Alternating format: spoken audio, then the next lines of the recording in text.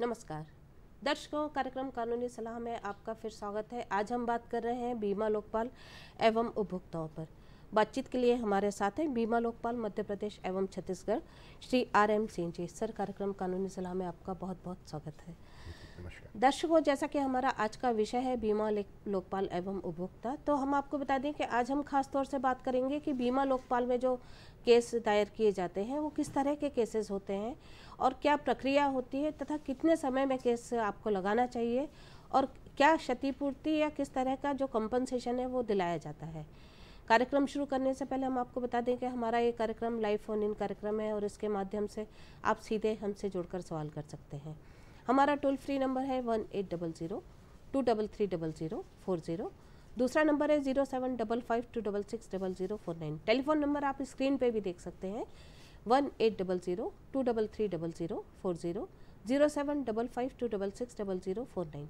आइए कार्यक्रम शुरू करते हैं। सर, सबसे पहले आपसे जानना चाहेंगे कि बीमा लोकपाल से क्या आशय है और जो बीमा लोकपाल की नियुक्ति होती है वो किस प्रकार होती है। जी, जैसा बीमा लोकपाल शब्द से हमको ये विदित होता है कि ये बीमा से रिलेटेड एक फोरम है जी। और इस तरह का ये फोरम है जहाँ पे बीमा से संबंधित जितने भी क्लेम्स हैं, जो कंप्लेंट्स हैं, उनका निराकरण किया जाता है। एक तरह का निराकरण प्रकोष्ठ है। जी। बीमा लोकपाल की जो नियुक्ति है वो भारत सरकार ने एक पब्लिक रिड्रेसल ग्रीवेंसेस एक्ट एक 1998 में बनाया था, उसके तहत होती है और उसके तहत में एक काउंसिल ऑफ इंश्योरेंस ओम्बड्समैन है। ओम्बड्समैन और लोकपाल एक ही चीज़ है। तो council of insurance ombudsman Lokpal की नियुक्ति करती है। जी सर, आपने बताया कि एक काउंसिल है जो ये नियुक्ति करते हैं। तो सर, जब पहले से हमारे यहाँ बहुत सारे कानून हैं, उपभोक्ताओं के लिए अलग से उपभोक्ता आयोग बने हुए हैं, तो फिर बीमा लोकपाल बनाने की आवश्यकता क्यों महसूस की गई और उसके पीछे क्या उद्देश्य रहा होगा। बहुत अच्छा सवाल है आपका चित्रा जी कि इसकी ज़रूरत क्या आन पड़ी। बिल्कुल। आज की तारीख में जब इतने विकल्प हैं। देखिए, जो कंज्यूमर फोरम है वो कंज्यूमर तो बहुत बड़ा शब्द है। उसमें सब तरह के लोग आ जाते हैं। जैसे किसी को बिजली की समस्या है, किसी को इलेक्ट्रॉनिक्स की समस्या है। ये सिर्फ बीमा के लिए है, बीमा से रिलेटेड है, इसलिए यहाँ पे एक तो स्पेशलाइज्ड है। तो इसलिए यहाँ पे जो भी प्रकरण आते हैं उनका बहुत जल्दी हम निपटारा करते हैं। सबसे बड़ी बात इसमें त्वरित सेवा, त्वरित निराकरण और निशुल्क, इसमें कोई फीस नहीं है और तुरंत न्याय मिलता है। ये इसकी सबसे बड़ी उपलब्धि है। इस कारण मुझे लगता है कि सरकार की ये इच्छा है कि हम इसको आगे और बढ़ावा दें। बिल्कुल, आपका कहना बिल्कुल सही है कि जो उपभोक्ता आयोग होते हैं उसमें सभी तरह के केस आते हैं, जबकि यहाँ सिर्फ इंश्योरेंस के आते हैं तो जल्दी निराकरण होता है। सर, हम बात कर रहे हैं बीमा लोकपाल की, तो बीमा लोकपाल के लिए, बीमा लोकपाल होने के लिए क्या योग्यता होना आवश्यक है और कार्यकाल जो होता है वो कितने समय के लिए होता है बीमा लोकपाल। जी देखिए, बीमा लोकपाल की एलिजिबिलिटी के लिए जो आयु सीमा है वो 55 से 65 वर्ष के बीच की होनी चाहिए। और ये कोई भी Indian civil services, Indian central services में जॉइंट सेक्रेटरी समकक्ष के अधिकारी हो सकते हैं जो रिटायर्ड हों या अभी सर्व कर रहे हों। अगर सार्वजनिक बीमा क्षेत्र की बात करें तो 25 साल का अनुभव होना चाहिए और बोर्ड लेवल से एक लेवल नीचे उनको जो इसके लिए अप्लाई करें उनको उसमें पात्रता होनी चाहिए कि उन्होंने वो दायित्व निभाया हो और 25 साल का उसमें हमें अनुभव चाहिए। उनको बीमा रिलेटेड अनुभव होना चाहिए। 25 साल का कार्यकाल 3 साल का होता है और इसमें कोई रीअपॉइंटमेंट का प्रावधान नहीं, एक ही टर्म होता है। जी सर, बीमा लोकपाल की हम बात कर रहे हैं और चूँकि यहाँ उपभोक्ताओं की बात हो रही है, तो कोई भी व्यक्ति अगर केस लगाना चाहता है बीमा लोकपाल में तो उसके लिए क्या प्रक्रिया होती है और क्या कोई प्रोफार्मा है जिसके थ्रू वो लगा सकता है उसको भर के।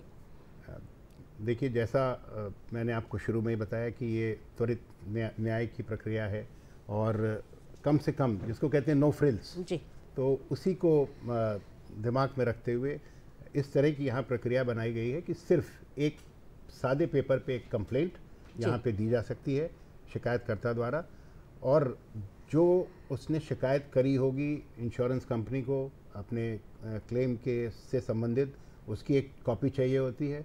जहां इंश्योरेंस कंपनी ने उसको मना किया होता है कि हम इसको नहीं एंटरटेन करेंगे, उसकी एक कॉपी चाहिए, और पॉलिसी कॉपी जिसमें वो क्लेम है, बस। इसके अलावा और किसी भी डॉक्यूमेंट की हमारे यहाँ आवश्यकता नहीं होती। जी सर, अगर हम बात करें कि जो बीमा लोकपाल होते हैं उसमें प्रकरण दायर करने के लिए क्या कोई खास समय सीमा होती है या कोई आर्थिक क्षेत्राधिकार भी है? जी, आर्थिक क्षेत्राधिकार पहले मैं आपसे बताना चाहूँगा कि इसमें 30 लाख तक के क्लेम हम एंटरटेन कर सकते हैं। और समय सीमा का ऐसा है कि हमारे पास अगर कोई भी कंप्लेनेंट 1 साल के अंदर आ जाए, जब उससे उसका क्लेम रिजेक्ट हुआ हो इंश्योरेंस कंपनी द्वारा, तो हम एंटरटेन कर सकते हैं। अगर उस 1 साल के बाद आता है तो ये हमारे क्षेत्र से, हमारे ज्यूरिसडिक्शन से बाहर की चीज़ हो जाती है। जी सर, जैसा कि आपने बताया कि यदि कोई 1 साल के बाद आता है तो समय सीमा खत्म हो जाती है, तो इसी तरह क्या प्रकरणों के निराकरण के लिए भी कोई समय सीमा बीमा लोकपाल की तय की गई है, जैसे प्रकरण लगाने के लिए की गई है? जी बिल्कुल, में तो बिल्कुल इक्विटेबल जस्टिस की बात है जी। बीमा लोकपाल के लिए भी इसमें एक समय सीमा है। हमको अपना न्याय, या बीमा लोकपाल को अपना न्याय 90 दिन के अंदर देना होता है जी। और इससे ज़्यादा का समय अमूमन लगता भी नहीं है इसमें 90 दिन के अंदर, बल्कि और कम ही समय में सारे प्रकरणों का हम निराकरण कर सकते हैं। जी सर, इस बीच एक कार्यक्रम में हमारे दर्शक लाइन पर हैं, हम उनका सवाल लेते हैं। नंद स्वरूप जी, कार्यक्रम कानूनी सलाह में आपका स्वागत है। आप हमारे हर प्रोग्राम के नियमित दर्शक हैं, हम स्वागत करते हैं। बताइए क्या पूछना चाहते हैं? नमस्कार सर, मैं नंद स्वरूप बाराबंकी से। मैं जानना ये चाहता हूँ जी, जो बीमा, जो गाड़ियों के बीमा होते हैं, आदमियों के बीमा होते हैं, तो इसमें कौन कौन से ऐसे मुद्दे होते हैं जो हम निस्तारण के लिए जो है लोकपाल के पास जा सकते हैं? जी क्लियर? हाँ, इनका ये पूछना था कि जो गाड़ी के जो इंश्योरेंस के बीमे होते हैं, तो ऐसे कौन से और लोगों के होते हैं जिसमें बीमा लोकपाल के पास ही अपनी शिकायत दायर कर सकते हैं? बहुत अच्छा प्रश्न है आपका। आप मुझे सुन पा रहे हैं? हाँ हाँ, आप बताइए। जी, बहुत अच्छा प्रश्न है आपका। देखिए, इसमें बीमा लोकपाल में पर्सनल लाइन ऑफ इंश्योरेंसेस हम सारे करते हैं, और चाहे वो फायर का हो, चाहे मोटर का हो, और या पर्सनल एक्सीडेंट का हो, ये सारे प्रकरण हम यहाँ पे सुनते हैं। बस 30 लाख की इसमें जो सीमा है उसको हमें देखना पड़ता है, बस। सर, एक सवाल जो लोगों के मन में एक जिज्ञासा होती है कि इंश्योरेंस में 2-3 तरह के इंश्योरेंस होते हैं, ओडी होते हैं, थर्ड पार्टी। तो थर्ड पार्टी इंश्योरेंस क्या होता है? हमारे दर्शकों को हम आपके माध्यम से बताना चाहेंगे, क्योंकि कई लोगों को कन्फ्यूजन होता है कि थर्ड पार्टी क्या है। जी बिल्कुल, थर्ड पार्टी इंश्योरेंस जो है वो मैंडेटरी इंश्योरेंस है। वो हर आदमी को, हर गाड़ी के लिए जो व्हीकल ऑन रोड है, चाहे वो 2 व्हीलर हो, चाहे 4 व्हीलर हो, उसको मैंडेटरी है सरकार की तरफ से, और उसको कराना ज़रूरी है। जहाँ तक ओम्बड्समैन के रोल का इसमें सवाल है चित्रा जी, क्योंकि मैं जानता हूँ आप दूसरा प्रश्न यही पूछेंगे शायद कि ओम्बड्समैन का इसमें क्या रोल है। थर्ड पार्टी, हाँ, थर्ड पार्टी के केसेस ओम्बड्समैन के क्षेत्राधिकार के बाहर के हैं। बिल्कुल, आपने बिल्कुल सही कहा।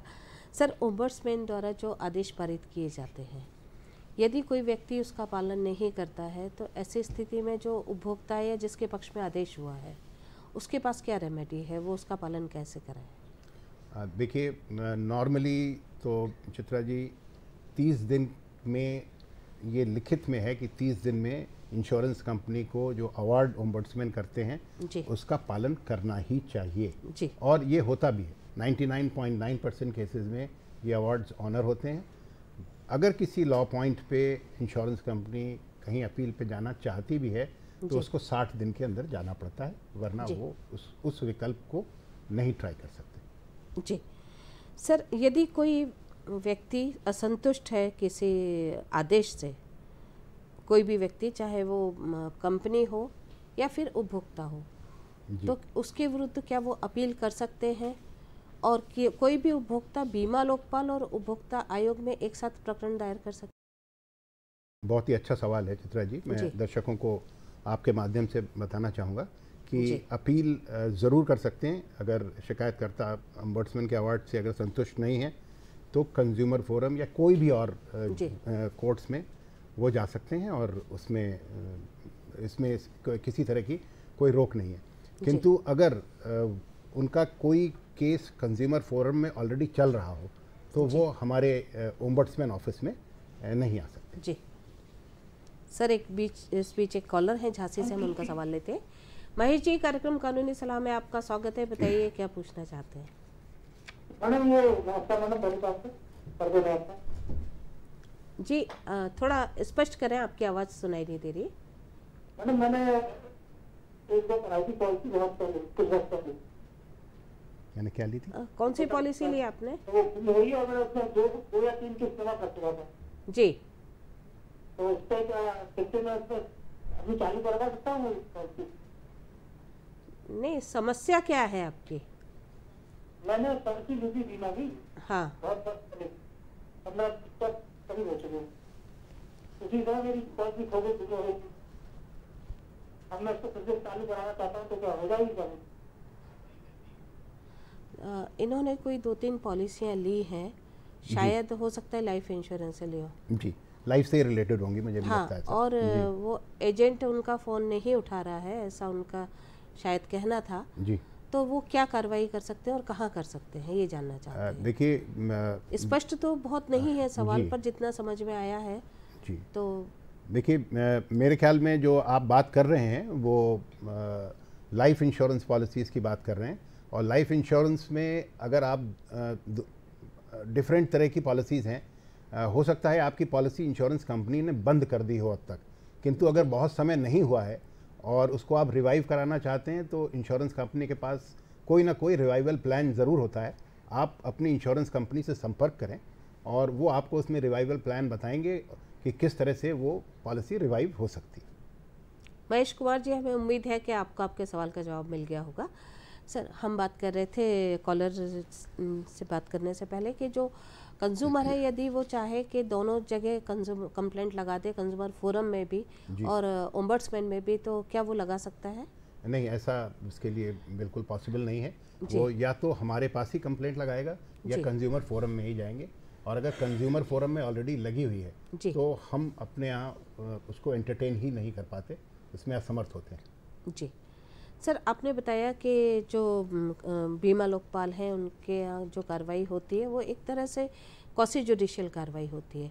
तो जब क्षतिपूर्ति कोई दिलाई जाती है किसी भी उपभोक्ता को, तो उसका क्या मापदंड होता है और क्या प्रावधान होता है? आप किस तरह से उसको कंपनसेट करते हैं या कंपनसेशन दिलाते हैं? देखिए, जैसा भी क्लेम होगा चित्रा जी, कि जो भी उसने कंपनसेशन मांगा है क्लेम के दायरे में, पॉलिसी के दायरे में, और अगर वो वाजिब है, हमारी समझ से भी वो वाजिब है और इंश्योरेंस कंपनी की पॉलिसी के तहत आता है, तो हम उसको वो वाजिब रकम दिलाने की पूरी कोशिश करते हैं।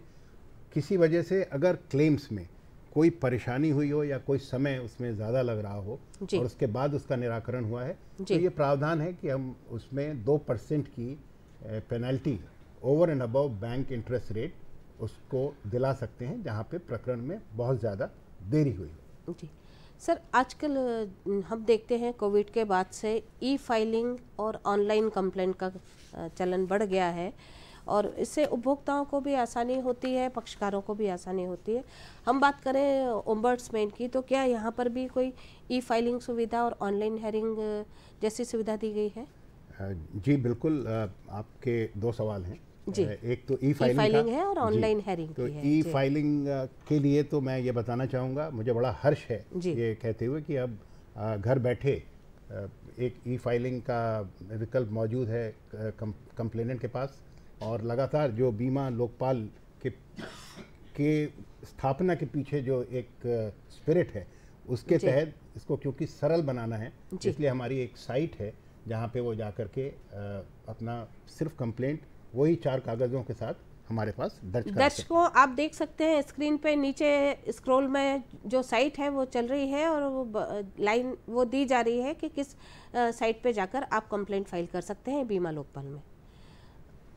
सर, आप हमारे दर्शकों को भी बताना चाहेंगे कि क्या टाइमिंग होते हैं और बीमा लोकपाल के अगर कोई प्रकरण दायर करना चाहता है, और साइट के बारे में थोड़ी सी जानकारी आप हमारे दर्शकों को। जी, साइट का जैसा आप बता रहे हैं कि उसमें जी स्क्रीन पे चल रहा है, मैं रिपीट कर दूं, CIOINS जी coins.co.in। जी आप कभी भी इस साइट को एक्सेस कर सकते हैं और अपनी कंप्लेंट इसमें दर्ज करा सकते हैं। तुरंत ये दर्ज हो जाती है, ऑटोमेटिक है, कोई इंटरवेंशन नहीं है, और उसमें आपको कोई फिजिकल इंटरवेंशन के बिना आपको एक कंप्लेंट दर्ज होकर के उसमें आगे की कार्यवाही शुरू कर देता है ओम्बड्समैन का ऑफिस।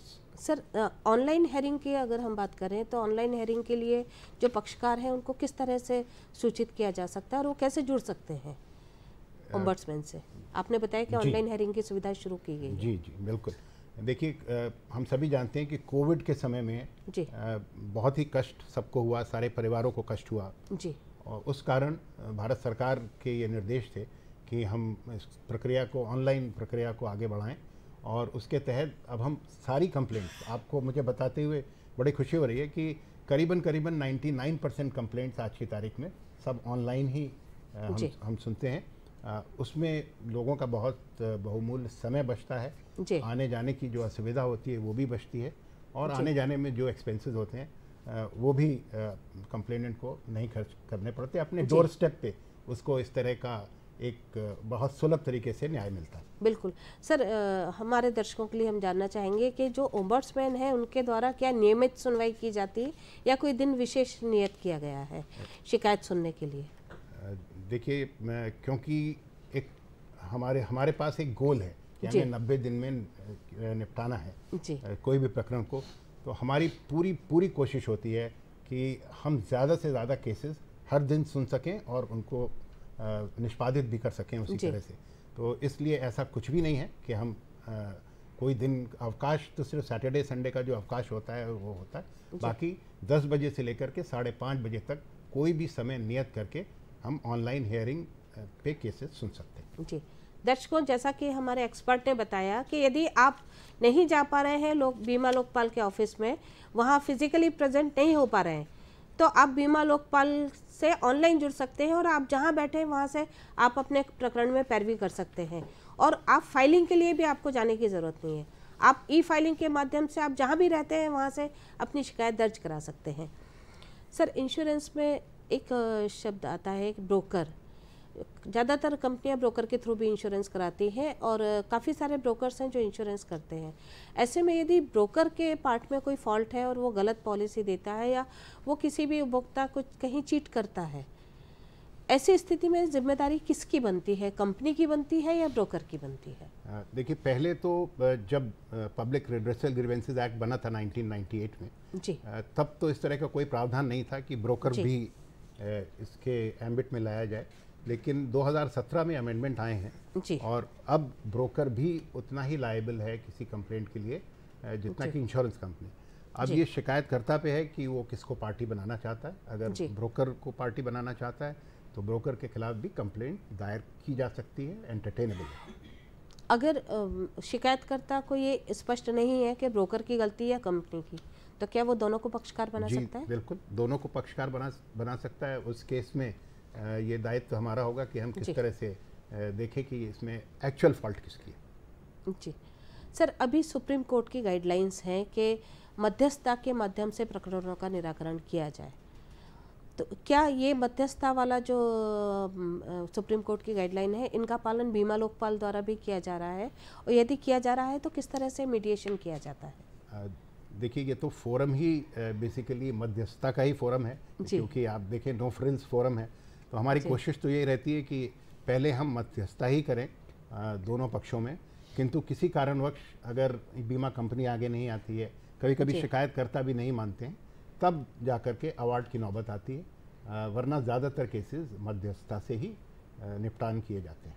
जी सर, एक हमारे दर्शकों के लिए हम एक जिज्ञासा हमारे तरफ से ये आई है कि क्या बीमा लोकपाल द्वारा लाइफ जनरल इंश्योरेंस के केसों का ही निराकरण किया जाता है या लाइफ और जनरल दोनों ही तरह के प्रकरण का निराकरण बीमा लोकपाल द्वारा किया जाता है? बहुत अच्छा प्रश्न है चित्रा जी आपका जी। और मैं दर्शकों को ये बता दूं कि बीमा लोकपाल सारे ही प्रकरण जो life, non life, general, health से रिलेटेड है, उन सारे प्रकरणों को बीमा लोकपाल देख सकता है, उसके बारे में उसमें अवार्ड दे सकता है।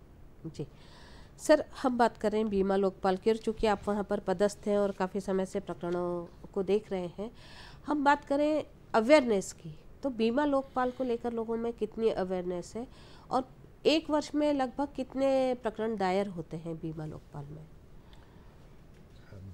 देखिए, अवेयरनेस की जहाँ तक बात है तो मुझे बताते हुए आपको ये हर्ष हो रहा है कि 1999 में पहला ऑफिस भोपाल में खुल गया था लोकपाल का। लेकिन आप फिर भी देखें, उस तरह की अवेयरनेस और जागरूकता नहीं थी अब तक, किंतु धीरे धीरे हम लोग ये कोशिश कर रहे हैं कि अपने माध्यम से जो हम और रेडियो के प्रचार से और भारत सरकार के जितने तंत्र हमारे पास अवेलेबल हैं उनके माध्यम से हम इसको और पॉपुलर बनाएं और इसको आगे ले जाएं। आज की तारीख में भोपाल सेंटर में कोई मैं समझता हूं 2000 के करीब कंप्लेंट्स साल की आती हैं, जो कि शुरू में तो शायद जब शुरू ही हुआ होगा तो शायद 100 ही रही होंगी, किंतु पिछले वर्ष की तुलना में भी अगर हम देखें तो करीब 1200 से ये 2000 हुई हैं। तो मैं समझता हूँ ये भी एक अवेयरनेस की ही बात है कि क्योंकि ये आंकड़े बड़े हैं तो हम मान रहे हैं कि इसकी अवेयरनेस इस प्रकार भी बढ़ रही है कि ये मैसेज कितनों तक पहुँचता है। बिल्कुल, आपका कहना बिल्कुल ठीक है कि जहाँ नंबरिंग बढ़ रही है केसेस की तो अवेयरनेस तो आ रही है, पर जैसा आपने बताया कि 2000 केसेस आपके यहाँ एक वर्ष में दायर होते हैं, तो आपको लगता है कि कहीं ज़रूरत है और प्रचार प्रसार की या लोगों को अवेयर करने की, क्योंकि बहुत बड़ा सेक्टर है, उस हिसाब से यदि हम 2000 का आंकड़ा देखें तो काफ़ी कम प्रतीत होता है। जी नहीं, बिल्कुल मैं इसके बारे में जितनी भी हम पब्लिसिटी करें उतना ही अच्छा है, बल्कि मेरा तो प्रयास होता है कि जब ऑनलाइन हियरिंग में जब अवार्ड्स अनाउंस करें तो हम शिकायतकर्ता जब हमें थैंक्स कहता है तो हम ये कहते हैं कि हमको थैंक्स आप बिल्कुल मत कहिए, बल्कि आप समाज में जाके अपने मित्रों को और दोस्तों को बताएं कि इस तरह के आपके पास वैकल्पिक व्यवस्था उपलब्ध है जिसमें तुरंत न्याय मिलता है, त्वरित न्याय मिलता है, और इस प्रकार भी हम इसको थोड़ी इसकी अवेयरनेस बढ़ा सकते हैं। बिल्कुल, आपका कहना बिल्कुल ठीक है। सर, आपसे जानना चाहेंगे कि बीमा लोकपाल के कार्यालय में क्या जो बेंच होती है, जो सिटिंग होती है, तो उसमें कोई मेंबर्स भी होते हैं? प्रकरणों का निराकरण करते समय किस किस की भूमिका होती है और क्या होती है? नहीं चित्रा जी, ये सिर्फ वन मैन बोर्ड है, इसमें कोई भी सदस्य नहीं है, किंतु हमारे पास एक सेक्रेटेरियल स्टाफ है बहुत बड़ा, जो कि हमको इन प्रकरणों को देखने में, सुनने में, करने में वो मदद करता है, किंतु अंतिम निर्णय और सोल निर्णय बीमा लोकपाल का ही होता है। जी सर, जैसे कभी कभी कुछ केसेस ऐसे होते हैं कि जिनमें कंपनसेशन अवार्ड करने के लिए कुछ खास डॉक्यूमेंट की ज़रूरत होती है, मेडिकल के केस हैं, मेडिक्लेम के केस हैं, और बाकी कई ऐसे केसेस होते हैं जहां लॉस एसेस करने के लिए आपको दूसरी चीज़ों की भी ज़रूरत होती है। ऐसी स्थिति में बीमा लोकपाल किस तरह से उस प्रकरण को निराकृत करते हैं और किन चीज़ों पर विशेष रूप से ध्यान देते हैं? जी देखिए, जैसे मैंने आपको अभी बताया कि हमारे पास सेक्रेटेरियल स्टाफ है, जैसी कंप्लेंट आ जाती है, दर्ज हो जाती है, अगर इस तरह की कोई आवश्यकता महसूस होती है तो हम उनको लिखते हैं, उनसे फ़ोन पे बात करते हैं शिकायतकर्ता से, और वो दस्तावेज जो कि उस पर्टिकुलर क्लेम के लिए हमें ज़रूरी लगता है, असेसमेंट हुई, मोटर के क्लेम्स में मान लीजिए सर्वे रिपोर्ट हुई, हेल्थ के क्लेम्स में डिस्चार्ज सर्टिफिकेट्स हुए, तो इस तरह की चीज़ें हम बाद में उनसे मंगा करके एक अमाउंट को बनाने के लिए कि ये अमाउंट कैसे जस्टिफाइड है, इस तरह के कागज़ हम उनसे मांगें। बहुत संक्षेप में जानना चाहेंगे, हमारे दर्शकों को आप क्या संदेश देना चाहेंगे? देखिए, मेरा तो यही कहना होगा कि बीमा के जो आपके बीमा संबंधित कार्य हैं उसके लिए सचेत रहें, सजग रहें, क्योंकि बीमा इस तरह की चीज़ है कि कोई फ़ोन पे या इस पे बहुत सारे फ्रॉड्स होते हैं, इनके प्रलोभन में ना पड़ें, और फिर भी अगर कोई इस तरह की दुर्घटना आपके साथ हो जाए तो बीमा लोकपाल आपके लिए। जी बहुत बहुत धन्यवाद सर, आपने आज इस विषय के बारे में बहुत अच्छी जानकारी दी। दर्शकों, जैसा कि हमने आज की चर्चा में देखा कि कंज्यूमर फोरम के अलावा बीमा लोकपाल भी एक रेमेडी है जो इंश्योरेंस के केसेस में आपको मदद करती है। ज़रूरत है इसके बारे में जानकारी प्राप्त करने की और इसका लाभ लेने की। हमें उम्मीद है कि आज के इस कार्यक्रम से आपको इस विषय के बारे में जानकारी मिली होगी। अगले अंक में फिर आपके सामने उपस्थित होंगे, तब तक के लिए आज्ञा दीजिए। नमस्कार। नमस्कार।